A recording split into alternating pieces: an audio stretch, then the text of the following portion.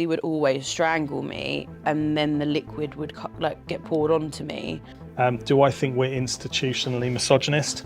Arguably, if men were being bumped off at the same rate, I think things would change. You know, people like Wayne Couzens should have been identified and got out of the police service before. Why do you only wait until they are dead before you care? One woman every 3 days is murdered by a partner or ex-partner, and one woman every 4 days is murdered by a stranger male.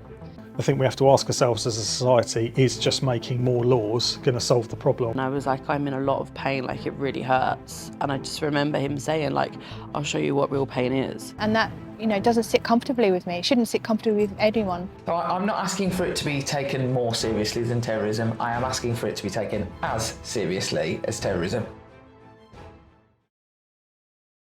Okay guys, it's gym time and look what has arrived. I'm going to try and open this. This is Flo, and she's a TikToker from Essex. She supports Leeds United, she's a dog lover, and a single mum to a 12-year-old boy. On the surface, you would think she's like any other content creator, but Flo has experienced horrific abuse at the hands of an ex-partner. She's a proud survivor of domestic abuse, and she's telling her story on the internet. Flo was only 19 at the time. The abuse started very, very quickly. So I guess I didn't really have time to digest warning signs if they were there. The first time he attacked me was pretty shortly after we found out that I was pregnant with my son. So yeah, we kind of had this like argument over a quilt, and one thing led to another. He choked me so badly that I passed out, and I don't really remember much, but I remember coming around in the bedroom and like the first thing that I said was sorry. Like 3 or something, and I remember the police having to put on like bomb detectors because he threatened to bomb the house. Flo experienced different forms of abuse during this relationship, including physical, emotional and sexual abuse. This went on for the entirety of her pregnancy. So when I went into labour, it was one of the reasons really why I fled. So he ended up strangling me and headbutting me in the birthing room. I mean, that whole experience was awful. I was only in the hospital because he'd basically done like a back-to-back abuse for about 72 hours. Flo then fled her abuser shortly after, taking her son with her and moving back in with her family. She was a single mum and had to start her life again. She went to university and became a teacher. But just 7 years later, she had to relive that trauma all over again. So I had an injury at work when COVID hit. So they signed me off work. And it was the first time in 7 years where I had just sat still. In that silence came a lot of pain. I ended up having a mental breakdown, a really, really bad mental breakdown. I genuinely thought I was losing my mind. So I have officially ended. Flo was forced to confront what she went through, and with her newfound diagnosis of complex PTSD, it was time she got the help she needed. I turned to TikTok because I wanted to edit pictures and videos to show my family and friends what I was going through, because I wanted to raise money for a GoFundMe to go private with my EMDR therapy. As I put the video up on TikTok, it went viral. And after that, it kind of just snowballed into me thinking, gosh, there are so many people in the same situation as me and nobody is talking about it. Why is nobody talking about it? Flo has been raising awareness about domestic abuse for over 3 years, and she's ready to take her campaigning outside of TikTok. She wants to see a change in the law to help with prosecuting abusers like hers and protecting victims from harm.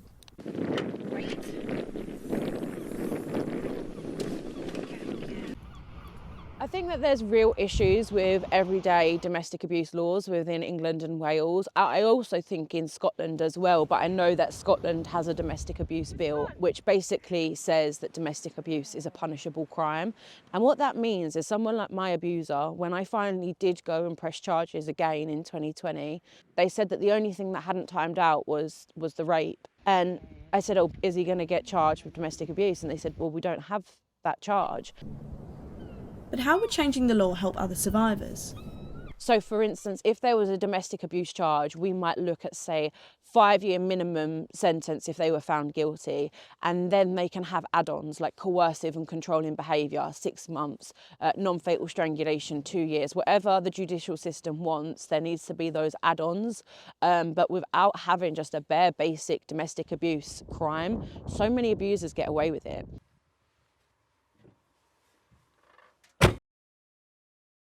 Last year, there were an estimated 2.1 million victims of domestic abuse, and nearly 1.4 million of those were women. However, the figures from 2022 to 2023 seem to suggest that the system is working. The number of arrests made by police for domestic abuse reported crimes rose by 6.7%. The number of suspect referrals to the Crown Prosecution Service rose by 3.3%. The CPS domestic abuse charging rate rose by 3.8%. However, the number of domestic abuse prosecutions decreased by 3.6%. This is where Flo and others want to see a change. And there's been a downward trend occurring with prosecutions. From 2019 to 2023, the number of prosecutions decreased by almost 30%. So where are we going wrong? England alone spent £78 billion on domestic abuse last year. Flo isn't the only one who feels let down by the system. Paula DeVoe is a specialist and educator of domestic abuse. During her career, she's worked with both perpetrators and victims of abuse. All the way along the system, there's inadequate responses to domestic abuse. And every step that we take forward, it feels like we take too many back. And the new act, brilliant, but what's going on with it now? Rather than just going for the most serious offence or the one that's easier to prove, we need to be looking at multiple charges so that we can absolutely show that pattern, but show a victim that they are important to us and that we believe them, and to hold perpetrators to account for what they're doing. We could easily have a system, there are calls for a register for serial perpetrators and stalkers to be added, similar to the sex offender register. Easy, we've got a system that works already for that group of offenders. There is no reason why we couldn't mirror that now and monitor those causing the most harm. But what about the police? In most cases, police are the first to respond to reports of domestic abuse. Are they taking the right steps? We absolutely need more investment in that early period of reporting. So what we see is victims are brave enough to reach out and report.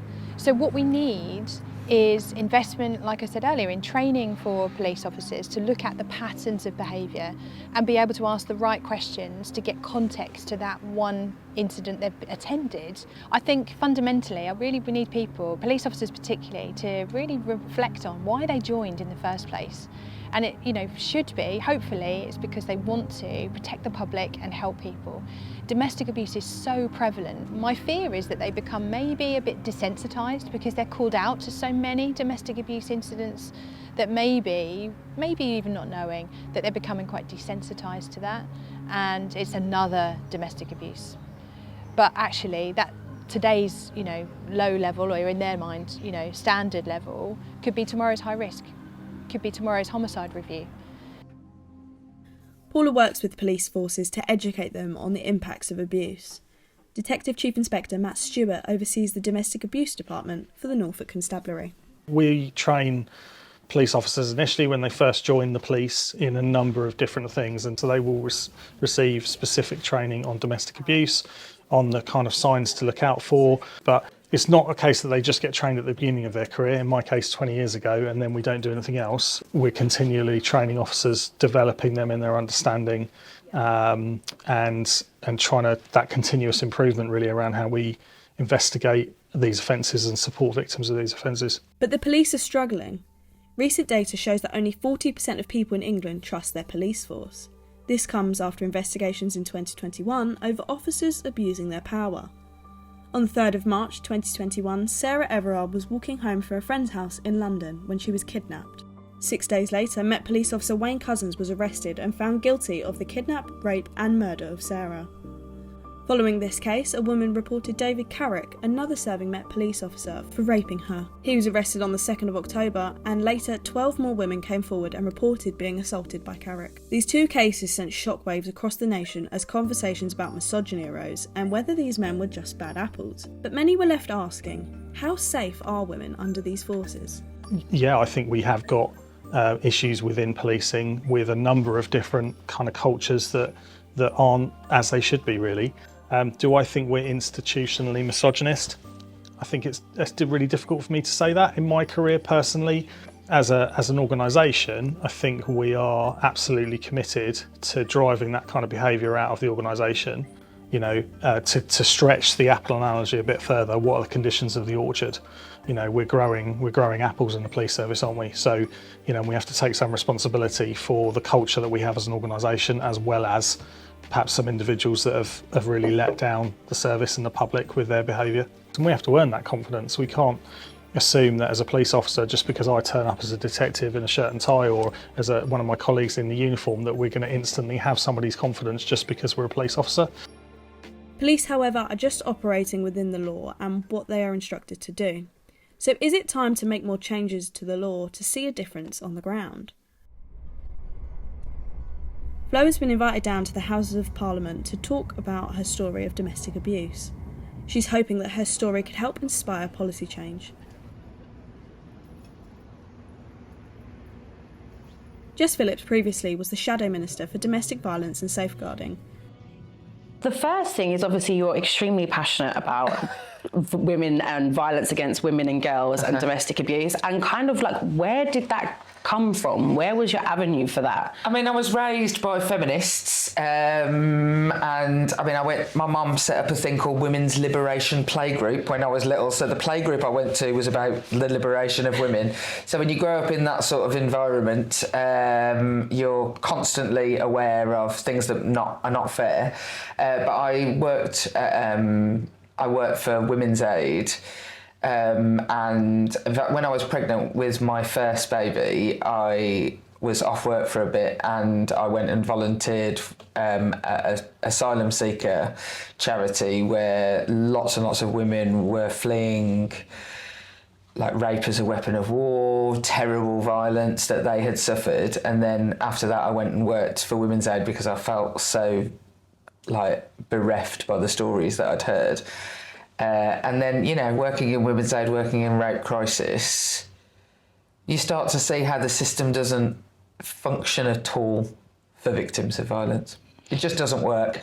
I can't think of a single case in the thousands of cases that I have handled over the years where at every stage the right thing happened and the next door opened. And I saw that laws were not built for us. So I thought, don't wait around for someone else to do it. Knock yourself out and go and try and sort it out. So will changing the law be the quick fix to the problem with domestic abuse? Changing the law, it's definitely worth trying to do it because it's like a tangible change that you can make, but it changes nothing unless the systems change underneath it, unless the police are then trained in what non-fatal strangulation means, or there has to be a reason. Always focus on the outcome. It's definitely worth trying to change the laws if then it's going to mean something else. Now, some laws, it absolutely does. So the best example of this, a law that changed culture on the ground and with all the institutions, is when I was a kid, you didn't have to wear a seatbelt in your car. And that wasn't led by people out there or manufacturers. We changed the law and then culture changed and systems changed and everybody started doing something differently. It doesn't work like that in this. So we change lots of laws, but you can't then take your foot off the pedal. You have to keep it on, and you have to make sure that law means something on the ground. And I think it's absolutely worthwhile. But if I was honest, I think that even if we did just make a specific crime of domestic abuse, which would be much more understandable now that people have the language, I doubt that then that would then go on to mean anything more than than coercive control being part of the legislation. So that's the bit of work then that has to be done. But it doesn't mean don't do the first bit. It just means don't just do the first bit. Yeah. Changing the law is unlikely to happen overnight, and it seems as though it's going to take more than a new law to stop abusers. The evidence for coercive and the evidence for stalking and harassment might be up here. The rape is down here. CPS want a guilty, so they'll say if you plead guilty, we'll drop the rape. Yeah, we make victims jockey. They're like, if you plead we'll do this. And so I'm hoping that by having domestic abuse, we've got to do something about that. Yeah, and I'm thinking domestic abuse. That is terrible what you just said, and it's absolutely true. It happens to most people. Yeah, they end up with like a list of charges, and then you get to pick one. Yeah, like as if justice is a pick and mix at the cinema. Yeah, so oh no, I don't want the big jelly snake. Yeah, I want this whole bag, thanks, because this is what happened to me. Yeah, and that's why I want it to be a domestic. That's my envision. So maybe it must be called something different, but that to me is the domestic abuse law. I mean, I totally agree with you on that. There needs to be an overarching understanding, and coercive control, I think, is the language is a bit difficult for people. The good thing about it was that it stopped people just thinking it was about physical violence. Yes, I love that. That is absolutely to be commended. But yeah, I think you're right. I think if you say to most people in the country, domestic abuse is not a crime, I have. They would be like, what? Yep. I have said it to multiple people, and multiple people have pushed me back, and I'll just say, look, go and look on CPS website. Yeah, it literally isn't a crime. Yeah. And they are shocked by that. This was the first time that Flo has been able to speak to an MP about her story. It was absolutely amazing. I think it's really important that women are in powerful, influential positions, especially when it comes to our government and like the political parties, because we aren't represented enough. She's so fun, like she's so down to earth, and we were only meant to be in there for like half an hour. We ended up being in there for longer than like an hour and a half. It was crazy. I just felt like so inspired and connected to her. So I asked her whether it was worth me continuing this fight. It's been going on for like 3 years now, just trying to get domestic abuse like a recognised crime in the UK.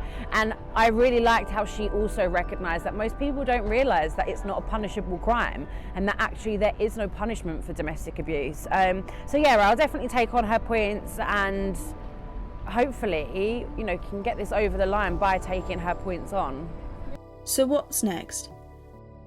Well, Jess Phillips is working to ensure MPs aren't exempt from punishment. So, today, just on this one day, I've spoken to 2 women who were raped by members of this Parliament.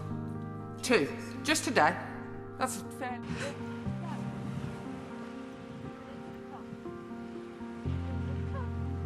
Flo is continuing to advocate for changes in the law and working to educate more people on domestic abuse.